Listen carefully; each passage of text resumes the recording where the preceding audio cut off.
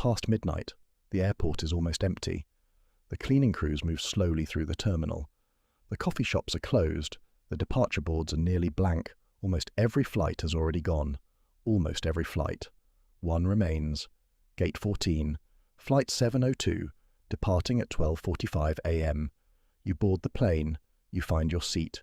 You buckle your belt. The cabin smells like recycled air and cheap coffee. The seats are narrow.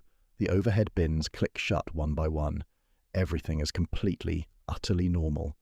The captain's voice comes over the intercom, calm, professional, but there's something in his tone, a slight hesitation.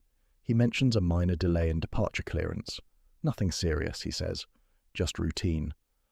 40 minutes later, Flight 702 lifts off the runway and climbs into the dark sky.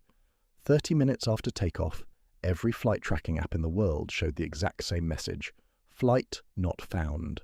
So here's the question: how does a plane full of living, breathing passengers simply disappear? For the first 30 minutes, everything is fine. Passengers settle in. Some pull out headphones, some close their eyes. The flight attendants move through the aisles, offering drinks and small packets of snacks. A few people are already asleep. A child in row 12 is watching a cartoon. A businessman in seat 4A is reviewing documents on his laptop. Nobody is worried. Nobody has any reason to be. Then the entertainment screens go black. Not dim, not flickering. Black. All of them. At exactly the same moment. A few passengers look up, mildly annoyed. The flight attendants smile and say it's just a technical issue. The system is rebooting. It happens sometimes. Nothing to worry about. Then the Wi-Fi disappears. People try to reconnect. Their phones search and find nothing. The flight map, that little animated plane crawling across the screen, is gone too. No altitude display. No estimated arrival time. Just darkness. The flight attendant's smile stays perfectly in place. But if you were watching her eyes, you might have noticed something. A flicker. A micro-expression, just for half a second. Something is wrong. Nobody on that plane knows what, but something is very, very wrong. The businessman in 4A isn't the type to sit quietly with unanswered questions. He opens a flight tracking app on his phone, the kind that shows every aircraft in the sky in real time. He types in Flight 702. The screen refreshes. Flight not found. He tries a different app. Same result. He tries a third. Same result again. He leans across the aisle and quietly asks the woman next to him to try on her phone. She does. Same message. Now he's not quiet anymore. He starts telling the people around him. The information moves through the cabin like a slow, spreading fire, row by row, seat by seat. Phones come out. People start searching, texting, calling. A woman 2 rows back manages to get a call through to her husband on the ground. She asks him to look up the flight.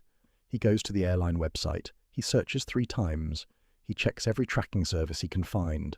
Finally, he says, in a voice she's never heard from him before, "There is no Flight 702 in the system. It doesn't exist." She doesn't say anything for a moment. Then very quietly she asks, "Then what am I flying on?" That question travels through the cabin. Nobody has an answer. The flight attendants are no longer smiling. Panic doesn't erupt all at once. It seeps in, cold and slow, like water through a crack. If the flight doesn't exist, then what exactly are they all doing 30,000 feet above the ground? The captain comes back on the intercom. His voice is still controlled, trained to be calm no matter what. But the words he says are not calm words. He informs the passengers that they are currently experiencing a communications issue with air traffic control. His crew is working to resolve it. He asks everyone to remain seated. What he doesn't say, what the passengers only find out later, is what the pilots heard when they switched to emergency frequencies and tried to make contact. A response came through, clear as anything. "We hear you, Flight 702, but we cannot see you. You are not on our radar. Repeat, you are not on radar." The pilots ran every check available to them. Transponder, functioning. Navigation systems, functioning. The plane was flying perfectly, all instruments normal, but from the ground, from every radar station within range, Flight 702 did not exist. The aircraft was in the sky. It was real. The people inside it were real. but to every system designed to track and identify it, it was completely and totally invisible. The passengers pressed their faces against the windows, and that's when they noticed it. No city lights, no scattered glow of highways and suburbs and towns, no blinking red tower lights on hills, no distant clusters of civilization. Nothing. Just endless, absolute darkness in every direction below the plane. They were flying over a populated region. There should have been lights everywhere. The little girl in row 12 looked out her window for a long moment. Then she turned to her mother and asked, in the perfectly serious voice that only children use for impossible questions, "Mama, where did the ground go?" The cabin went completely silent. Strange lights appeared beneath the plane, dozens of them, glowing, arranged in patterns. But they weren't moving. They were frozen in place, hanging in the darkness like something that had been paused. Then a voice appeared on every radio channel simultaneously. Not the airline, not air traffic control.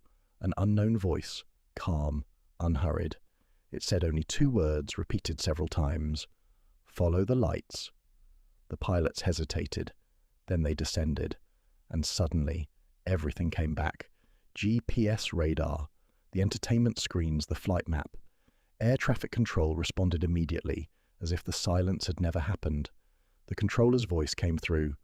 "Flight 702, where have you been?" To the passengers, hours had passed. To the rest of the world, 17 minutes. Investigators later found no radar record, no satellite record, no flight path for those 17 minutes. For that window of time, Flight 702 officially did not exist. No one ever explained the lights. No one ever identified the voice. And no one has ever been able to answer the question the little girl asked at 30,000 feet in the dark. Where did the ground go? If your flight disappeared from every radar in the world, would you believe it was just a technical glitch?